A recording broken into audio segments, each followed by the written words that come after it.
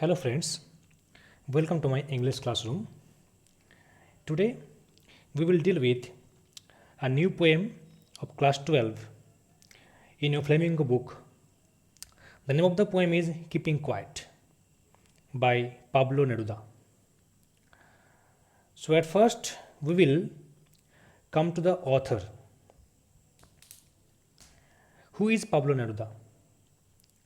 So Ricardo Eliseo Neftali Reyes Bosalto, the real name of Neruda, who is better known by his pen name and also the legal name later, Pablo Neruda, was born in the year 1904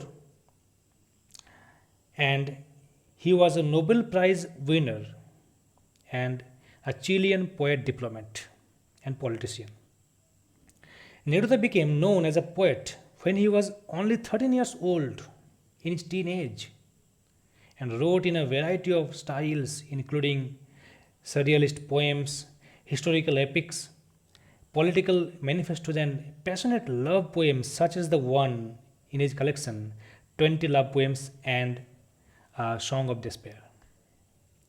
And he won the Nobel Prize in the year 1971, only before 2 years of his death.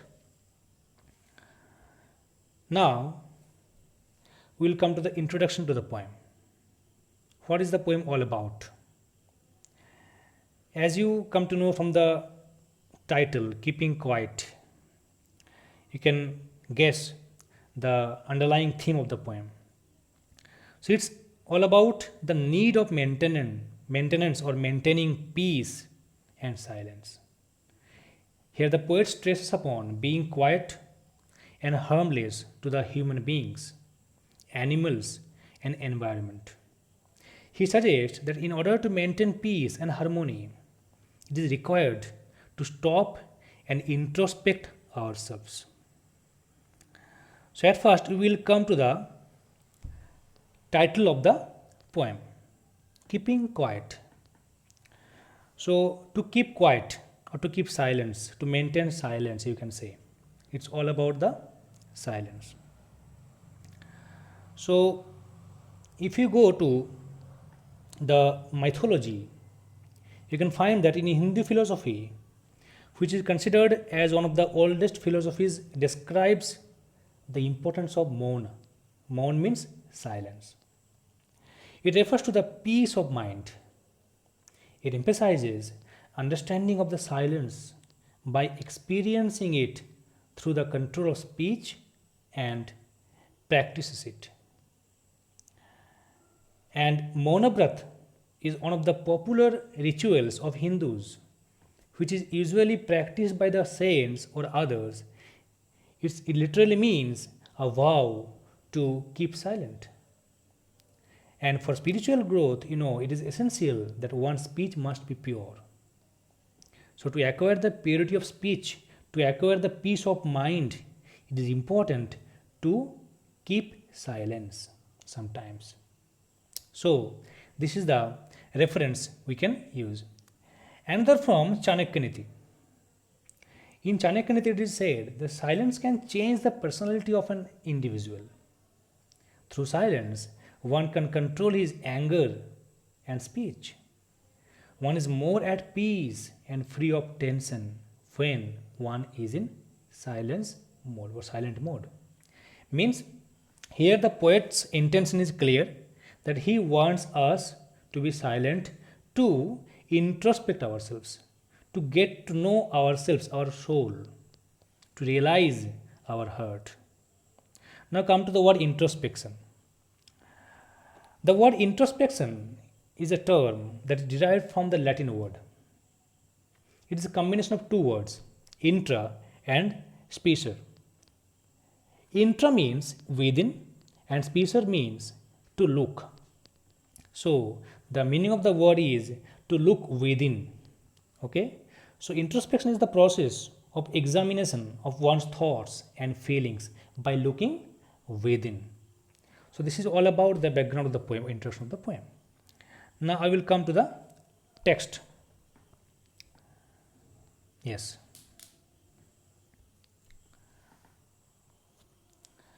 Now we will count to 12 and we will all keep still on the face of the earth. Let's not speak in any language. Let's stop for a second and not move our arms so much. So, in the beginning, the poet requests something to the readers, to us, that at first he will count up to 12. Now, first mark the word 12. Why did the poet use the word 12 here before counting?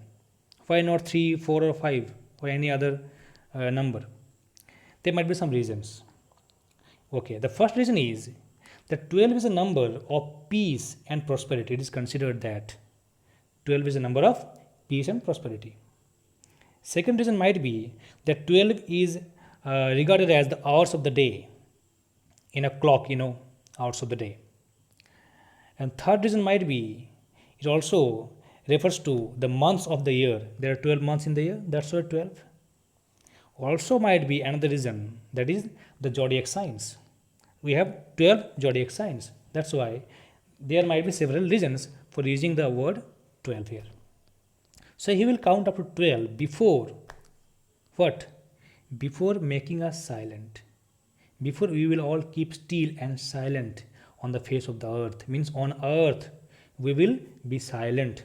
We will not speak in any language for 1 second and not move our arms so much.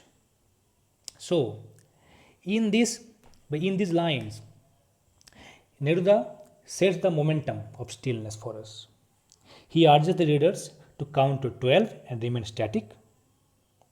Okay? And the global vantage point from which Neruda is addressing his readers shines through in these two lines. This, on the face of the earth, let not speak in any language. By negating the use of any language, Neruda is not just advocating silence, but is also encouraging a breakdown of any cultural predispositions, cultural biasness, and discriminations. He wants people to transcend their restrictive cultural identities for a while and unite on the plane of humanity as global citizens by simply remaining still. And again, he requests not to move our arms so much. So, he wants the listeners or readers not to move at all. So, here the word arms is having two meaning, might be having two meaning. First, arms here can also stand, first can stand for our, I can say, limbs, or it can also stand the weaponry, the arms that are used in the war. So, by asking people to lay down their arms and ammunition, Neruda is making a call for peace. Okay, that's why it is an appeal for stillness as well as peace. It would be an exotic moment. Without rush, without engines, we would all be together in a sudden strangeness. So, in these lines, first you have to know the meaning of exotic. Exotic means a strange moment but extraordinary, beyond something ordinary. Okay? So, in these lines, the poet speaks about the beauty of the stillness. That's why it is exotic. And silence also, which he recommends for the readers. He says that it would be exotic moment in which the cosmic pace of life will halt, and so will the engines also.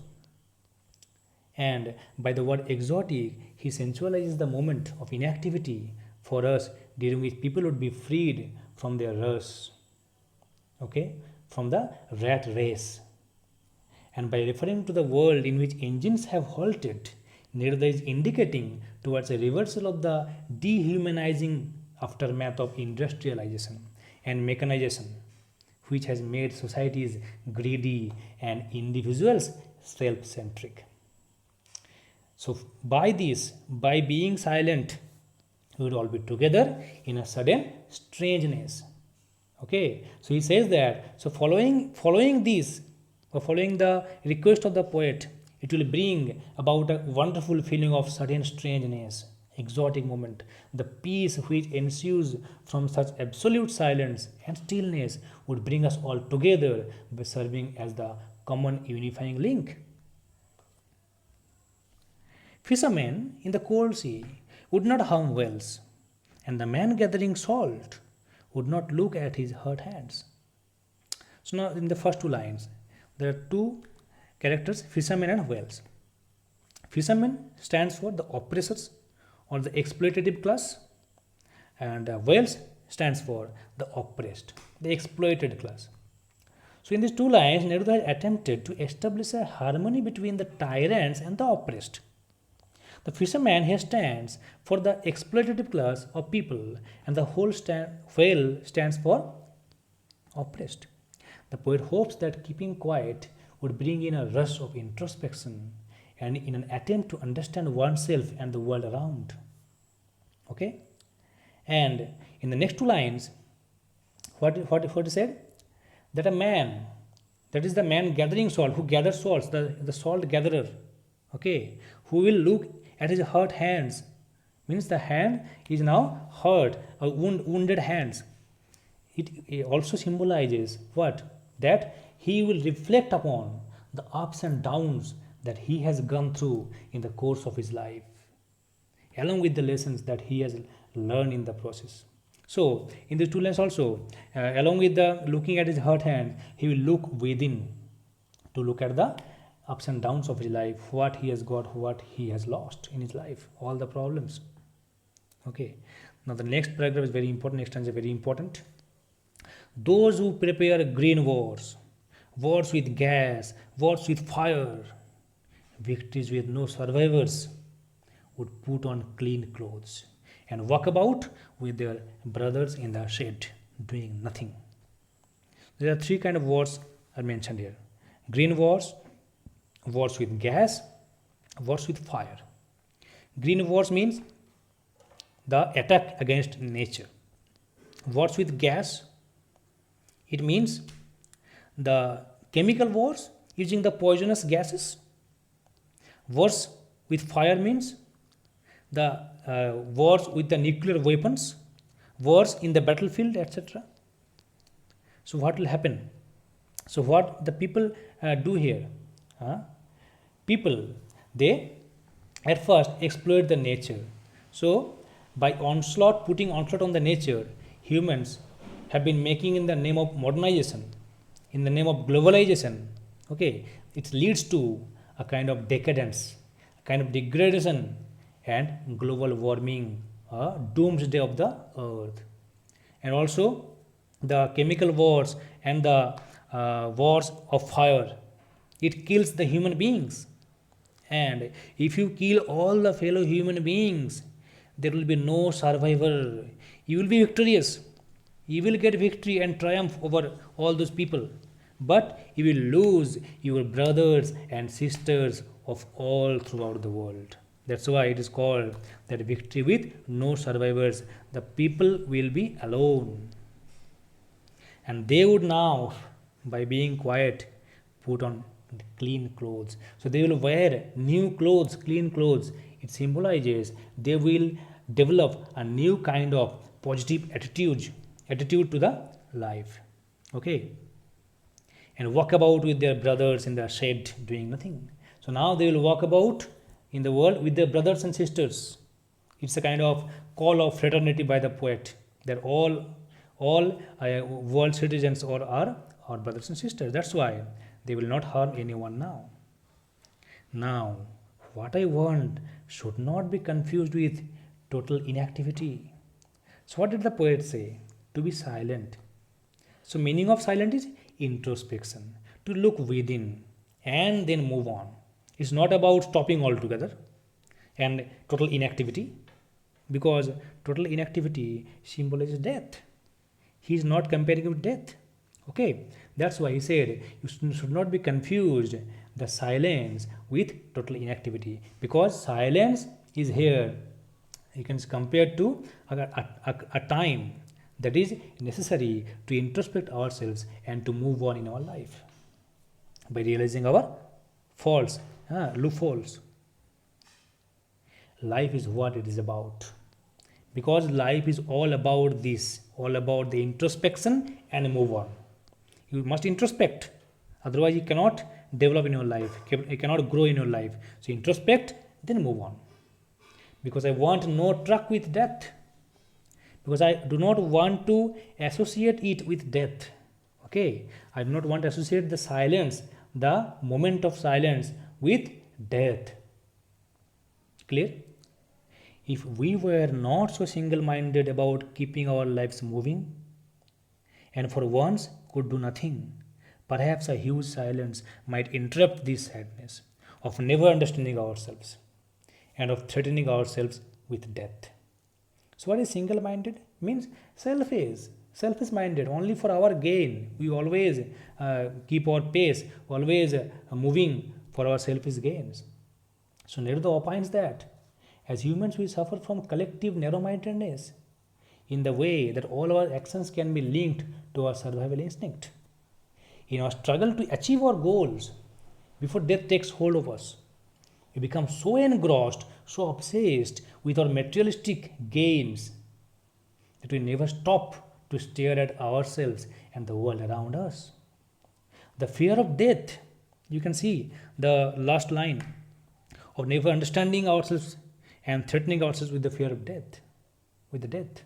So here the fear of death and the related survival instinct is so strong in us that we don't think twice before brandishing the gift of our self, and God has provided us within our race to just exist.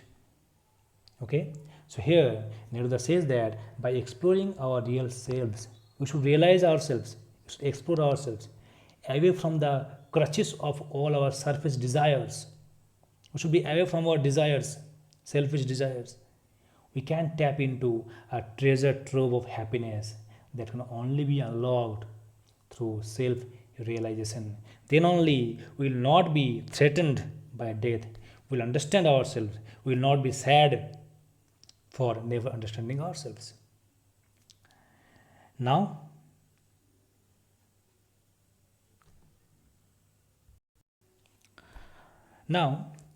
sorry, I have forgot to put a stanza here. That is, perhaps the earth can teach us as when everything seems dead and later proves to be alive. So I have forgot to put this stanza. Okay, I apologize. So here in these 3 lines, the poet asks us to take lessons of dormancy, of the sleeping mode of nature from the mother nature.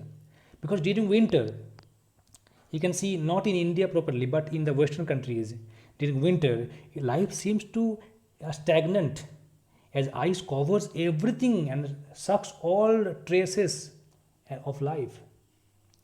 But what seems dead at one instant actually blossoms into life with one onset of spring. So, what is the poet implying here?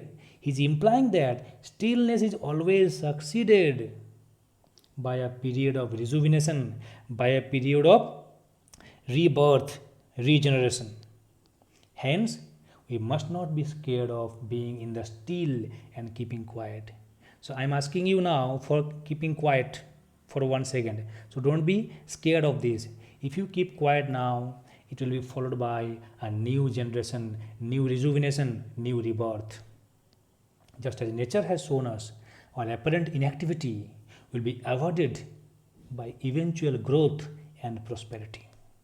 That's why the silence is required in this juncture of our life. Now, the last 2 lines very important. Now, I will count up to 12 and you keep quiet and I will go. So, the poet's work is done. The poet is a kind of third person here. He is third person, interferes in our life, and then I will go. So, in the concluding lines, the poet quietly leaves the scene after initiating a process of introspection. Because he is third person, he has to leave.